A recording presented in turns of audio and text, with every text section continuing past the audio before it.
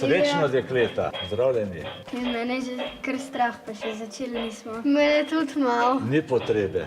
Rudnik je varen, vidite, dobro je podprto, pozidano in tudi tle not že dolga stoletja koplje, pa se mu ni nič zgodilo. Kdo bo sploh je tu? To je pa naš prvi rudar, Lojze mu je ime. In tako so davno nazaj začeli naši rudarji z izkopom kladivo in klin in pa slaba lučka oljenka. S tem so se potem razsvetljevali to naše podzemlje. Kaj pa dela?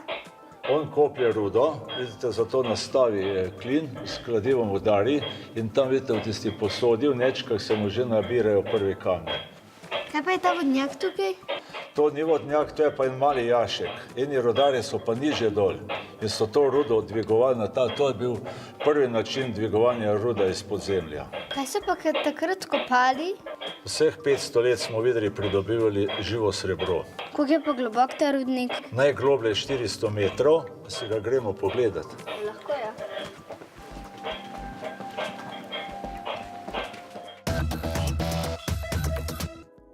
Ta dva rudarja pa kopljeta rudo, z nečkami jo bosta naložila in potem bo eden ta voziček odpeljal do jaška, kamor bo ruda potovala naprej. Kam pa damo pol te kamne? To je ruda, to se spravi na površino, kjer gre potem v peč in pri temperaturi 800 stopinj izloča živo srebro. Vidva sta pa podobno oblečena. Ja, medva imamo rudarsko uniformo. In ta uniforma je imela rudarske znake, vidite te kladivca, predvsem je pa zanimivo 28 gumbov. In 28 gumbov naj bi simbolično predstavljalo življenje svete Barbare. Zakaj pa?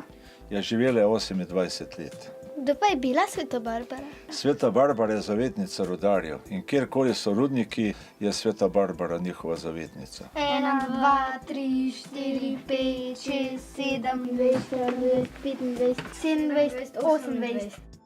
Tukaj pred nami vidite kapljice živega srebra in od površja pa tudi ponekod do 100 metrov globine se pojavlja samo v tem načinu.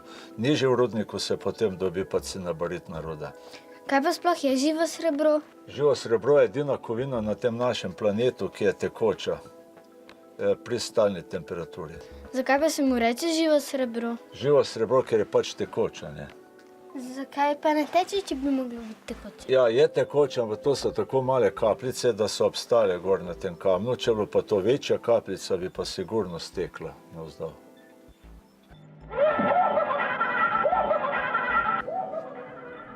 Kdo je bil pa to? To je pa naš jamski škrat, Perkmandelc. Kaj pa on počne? To je bitje, ki živi v rudniku in je v glavnem počenja vragolije.